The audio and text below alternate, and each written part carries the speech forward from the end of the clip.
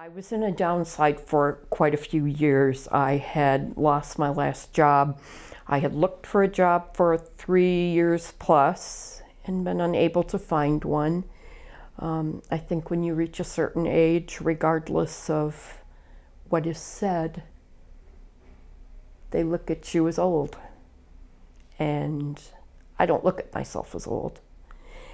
And so there was that, and that's what ended me up in the shelter because I could no longer pay my bills. The situation I am in right now, because the reason is that I used to work before, and I lost my job, and right now I fell into diabetes. I felt sick. The reason I'm here is just to come to get help, because I really do need help. I'm in the shelter right now. I'm staying right now in St. Vincent. It was a lot of the drugs and alcohol, medical reasons. I have a seizure disorder, depression, anxiety. I was living with a friend, and he was selling drugs at the time, and his house got,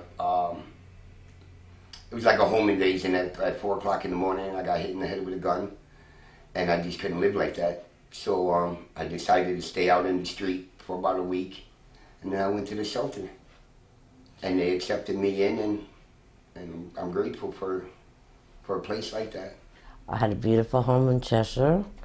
My husband and I grew apart because of physical problems, a heart attack. I had cancer a few times, lost a child, and just kind of grew apart. So house was sold, and the money that we did get, I kind of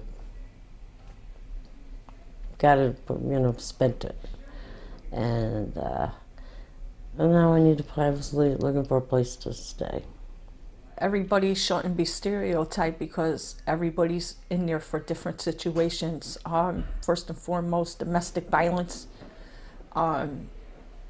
probably being evicted from their apartment for whatever known reason.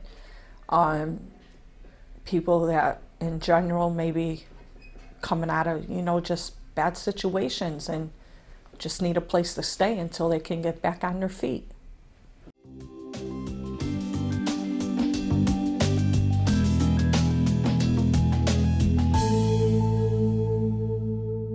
As mayor, I think it's our job, and my job in particular, to provide leadership to find ways to help out with the homeless situation and have a plan, which is something that we really need to develop and continue to look at.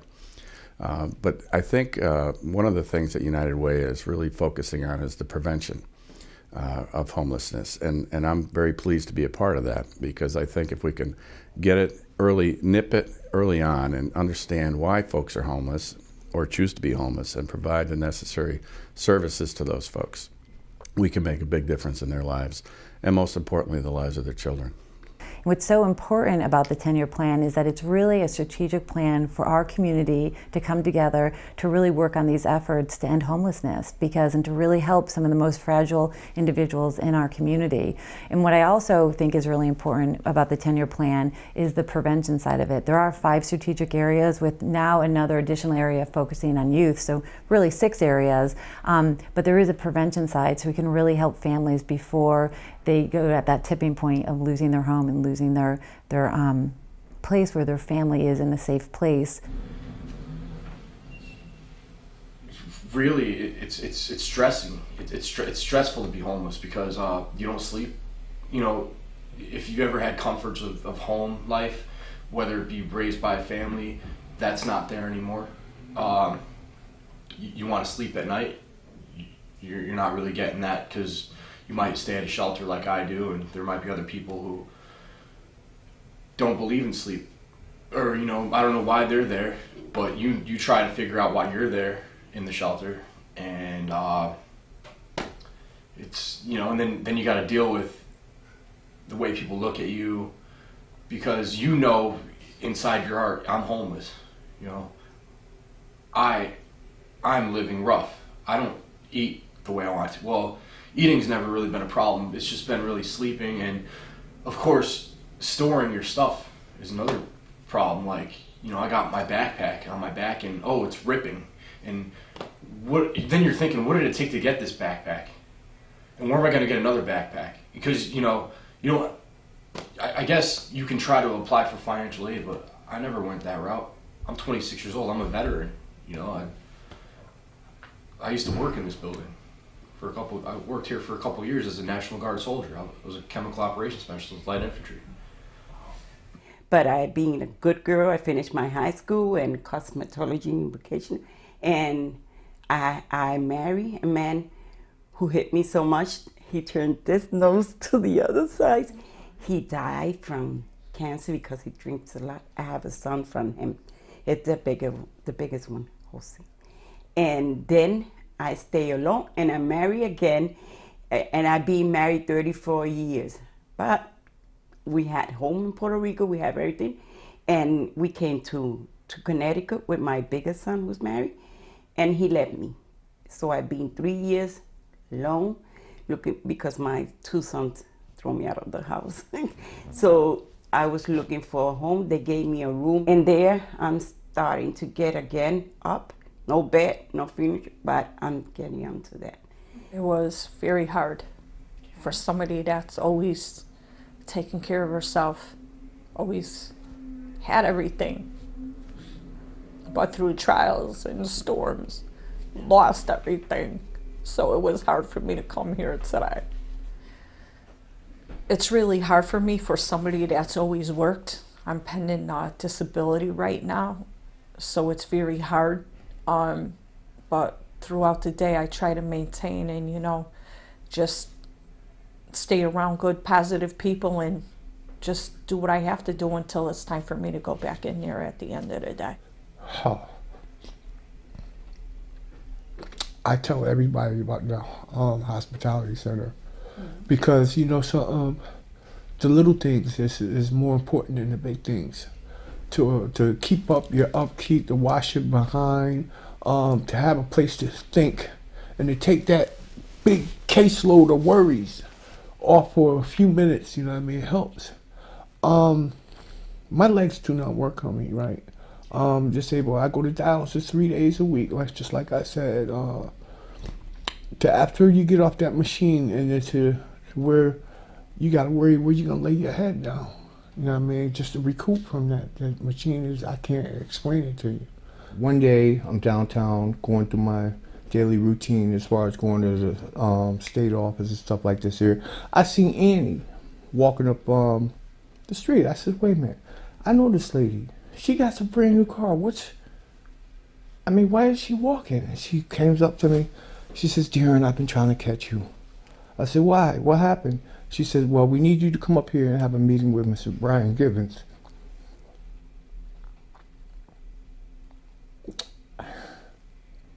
We found you a place. For 3.5 years, for like 2.5 years, trying to fight through the red tape.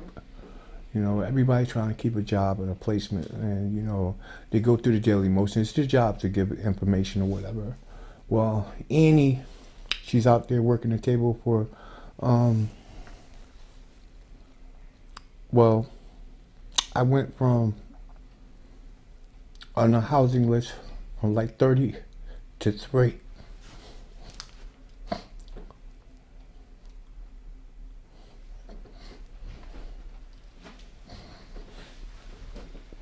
And so I've been trying to busy myself. I promised Annie I will come here and tell my story. My name's Brian Gibbons. I'm the Homeless Outreach Supervisor for Department of Mental Health and Addiction Services. We do homeless outreach, and we place people in apartments, and then we work to keep people in apartments. So our biggest job is identifying people. So as we speak, because I'm doing that right now today, there's 31 people living outside in tents that we supply them. And we give them sleeping bags, tents. Some of them are in abandoned buildings. A few are in abandoned cars. And so until we get them housing, we deliver food and water. And then when it gets really bad in the summer when it's really hot, or in the winter when it's really cold, we give them some short-term, by that I mean an hour, a day or two housing, and then we have to move them out. And so we move them all around. And then we get them all their IDs and everything they need to apply for housing.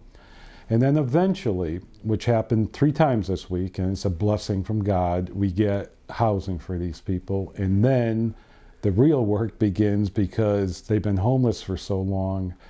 You know, you got to go through the whole process of how you deal with tenants, other tenants, and the landlord, and paying your rent, keeping the noise down.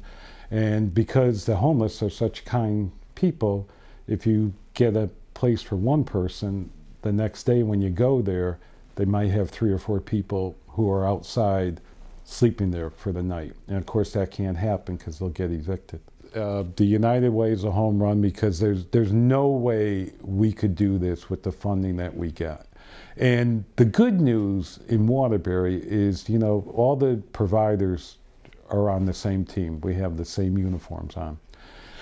Clients don't have a place to take a shower, and if they did take a shower, they have no place to wash their clothes. So even if we get them showers, which we did, we bring them to other people's apartments, get them showered, they often have to put on the old clothes, or vice versa.